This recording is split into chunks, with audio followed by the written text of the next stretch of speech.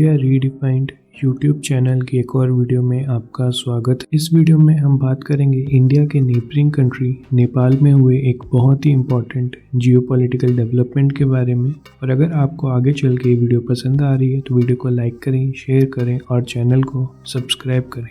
अब तक आप लोगों के पास से इन्फॉर्मेशन पहुँच चुकी होगी कि नेपाल ने अपने न्यू प्राइम मिनिस्टर को इलेक्ट कर लिया है, जिनका नाम है पुष्पकमल दहल प्रचंड। ये बिलोंग करते हैं communist party of Nepal Maoist centre को। 25 दिसंबर संडे के दिन जो नेपाल की प्रेसिडेंट है विद्या देवी भंडारी, उन्होंने इलेक्शन के रिजल्ट्स के बाद CPM माओइस्ट सेंटर यानी communist party of Nepal Maoist centre के चेयरमैन पुष्पकमल दहल प्रचंड को नेपाल का नया प्राइम मिनिस्टर घोषित कर दिया है। इस डिसीजन का इम्पैक्ट इंडिया नेपाल रिलेशंस और स्पेसिफिकली इंडिया पर क्या होगा, इसके बारे में बात करने से पहले नेपाल की पॉलिटिक्स के बारे में थोड़े बेसिक्स जान लेते हैं। जैसे कि आपको पता है कि 2006 से पहले नेपाल एक हिंदू मोनार्की हुआ करता था, जहाँ पे पार्लियामेंट का रोल भी होता था। किंग के पास बहुत ज़्यादा पावर होती थी। फिर वर्ष 2005 से 6 के बीच में एक 7 पार्टी अलायंस बना, जहाँ पर उस 7 पार्टी अलायंस ने नेपाल के किंग के अगेंस्ट प्रोटेस्ट करने स्टार्ट किए और फाइनली 2007 के अंदर नेपाल के किंग को अपनी पावर गंवानी पड़ी। और तब से नेपाल एक पार्लियामेंट्री डेमोक्रेसी है। नेपाल की पार्लियामेंट्री डेमोक्रेसी 2 हाउसेस में डिवाइडेड है। जो लोअर हाउस है उसे प्रतिनिधि सभा या फिर हाउस ऑफ रिप्रेजेंटेटिव के नाम से भी जाना जाता है। ये वही हाउस है जहाँ पे अगर कोई भी पार्टी मेजॉरिटी लेकर आ जाती है तो वो गवर्नमेंट बना सकती है नेपाल के अंदर।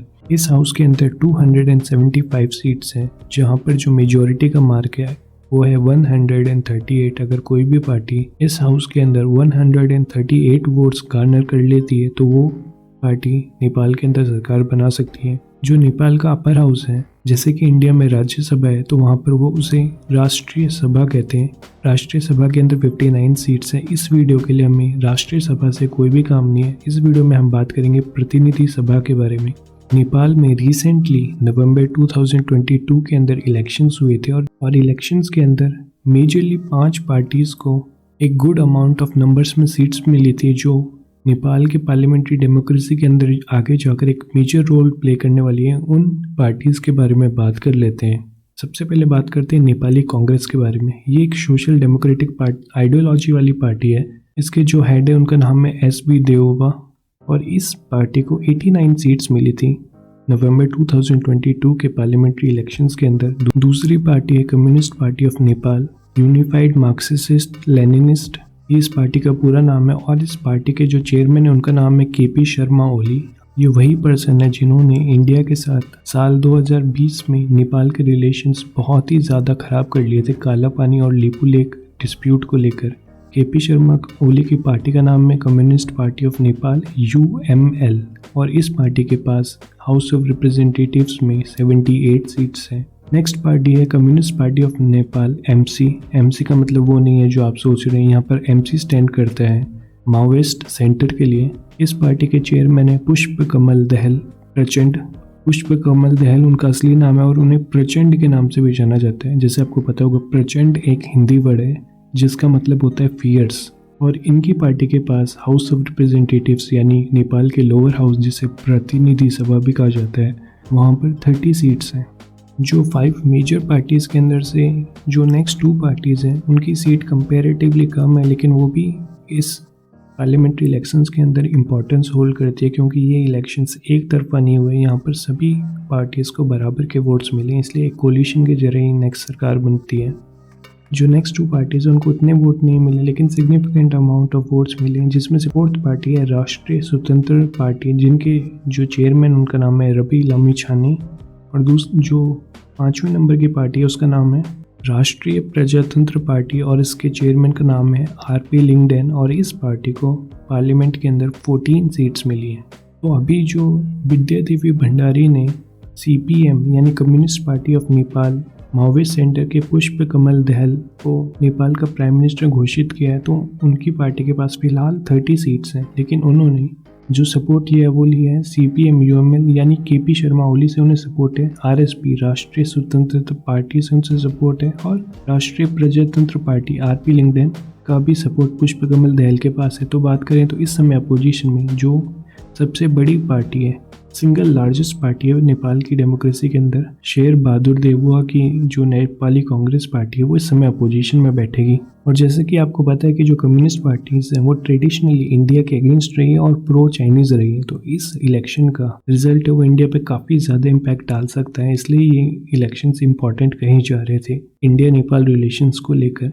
अब थोड़ी सी बात नेपाल की पॉलिटिकल हिस्ट्री की कर लेते हैं। जो नेपाल का नया कॉन्स्टिट्यूशन है वो साल 2015 के अंदर इफेक्ट में आया था, और उस कॉन्स्टिट्यूशन के तहत जो पहला इलेक्शन हुआ था वो हुआ था साल 2017 के अंदर। और उस समय भी नेपाली कांग्रेस के जो लीडर हैं शेर बहादुर देवुआ, जो कि प्रो इंडिया माने जाते हैं, वो उस समय प्राइम मिनिस्टर इलेक्ट हो गए थे।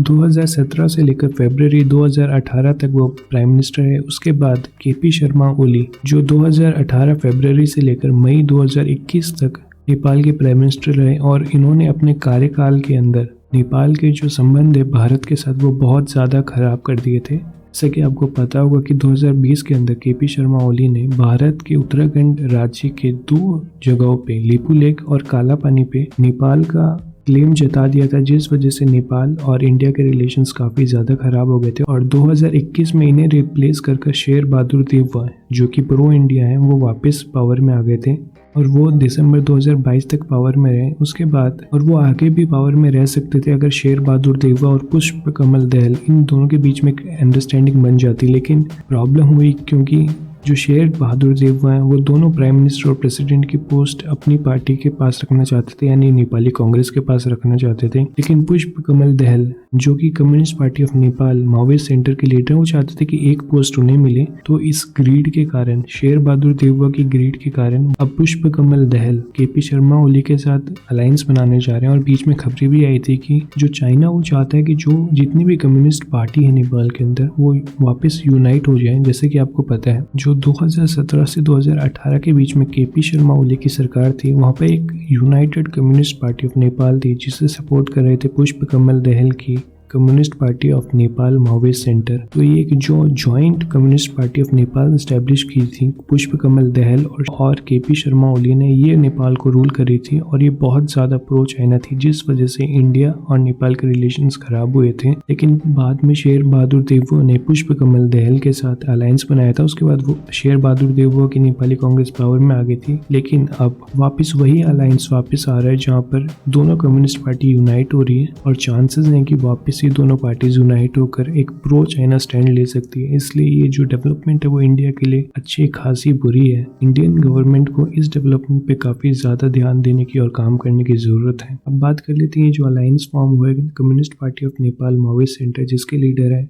पुष्प कमल दहल, और communist party of Nepal unified Marxist Leninist जिसके लीडर हैं केपी शर्मा ओली। अगर ये अलायंस टिका रहता है तो इंडिया के लिए क्या क्या प्रॉब्लम क्रिएट हो सकती है। इस अलायंस के अंदर केपी शर्मा ओली की जो पार्टी है उसके पास इस समय 78 सीट्स हैं, और जो पुष्प कमल दहल की पार्टी है उसके पास 30 सीट्स हैं। जो केपी शर्मा ओली है वो ज़्यादा एंटी इंडिया माने जाते हैं, और इन दोनों के बीच में जो अलायंस हुआ है उसके तहत जो प्राइम मिनिस्टर की पोस्ट है रोटेशनल बेसिस पे हेल्ड करेंगे। कुछ समय के लिए पुष्प कमल दहल प्राइम मिनिस्टर बनेंगे, फिलहाल वो बन चुके हैं, और उसके बाद KP Sharma Oli prime minister बनेंगे। और क्योंकि केपी शर्मा ओली की पार्टी के पास ज़्यादा नंबर ऑफ सीट्स है, तो केपी शर्मा ओली का जो इन्फ्लुएंस है पॉलिटिक्स के ऊपर, नेपाली फॉरेन पॉलिसी के ऊपर, वो ज़्यादा रहने वाला है। और हमें पता है कि KP Sharma Oli pro China है, इसलिए इंडिया को अपने कदम फूक फूक के रखने पड़ेंगे। और बात कर लेते हैं कि इंडिया के लिए क्या इश्यूज़ है। पहला इशू है कि क्योंकि KP Sharma Oli traditionally pro China है, जो नेपाल के अंदर चाइनीज प्रोजेक्ट्स हैं उन्हें वापस ग्रीन सिग्नल मिल सकता है, जिस वजह से इंडिया के लिए प्रॉब्लम्स क्रिएट हो सकती है। क्योंकि काफ़ी सारे चाइनीज प्रोजेक्ट्स इंडिया के बॉर्डर के पास बनाए जाते हैं, जिस वजह से चाइना इंडिया के बॉर्डर पे नज़र रख सकता है, जो कि इंडिया की सिक्योरिटी पॉइंट ऑफ व्यू से बिल्कुल भी ठीक नहीं है। सेकंड, जो इंडिया के एक्टिव ऑपरेशन है, जो इंडिया की इंटेलिजेंस एजेंसीज नेपाल में ऑपरेट करती हैं, उनके लिए काफ़ी ज़्यादा प्रॉब्लम क्रिएट हो सकती है, क्योंकि KP Sharma Oli anti India और वो इंडियन इंटेलिजेंस एजेंसीज के ऊपर एक क्रैकडाउन कर सकते हैं। थर्ड पॉइंट है कि क्योंकि KP Sharma Oli pro China, उस वजह से नेपाल अपने रिलेशंस पाकिस्तान के साथ भी इम्प्रूव कर सकता है, या जो पाकिस्तान की इंटेलिजेंस एजेंसीज हैं वो ज़्यादा से ज़्यादा नेपाल के अंदर ऑपरेट कर सकती हैं। और फोर्थ और फाइनल पॉइंट है कि जैसे कि आपको पता है कि केपी शर्मा ओली ने 2020 के अंदर इंडिया के साथ रिलेशंस खराब कर लिए थे लीपू लेक और काला पानी रीजन को लेकर। तो अगर उनको लगता है कि वो वापस वीक हो रहे हैं नेपाल के अंदर, तो वो इश्यूज वापस उठा सकते हैं, जिससे इंडिया और नेपाल के रिलेशंस वापस खराब हो सकते हैं। तो इंडिया के लिए काफ़ी ज़्यादा प्रॉब्लमेटिक सिचुएशन क्रिएट हो चुके हैं इस समय। इस वीडियो में हम यहीं तक बात करेंगे। आई होप आपको ये वीडियो पसंद आई होगी, और अगर आपको ये वीडियो पसंद आई है तो वीडियो को लाइक करें, शेयर करें और चैनल को सब्सक्राइब करें। मिलते हैं नेक्स्ट वीडियो में। जय हिंद।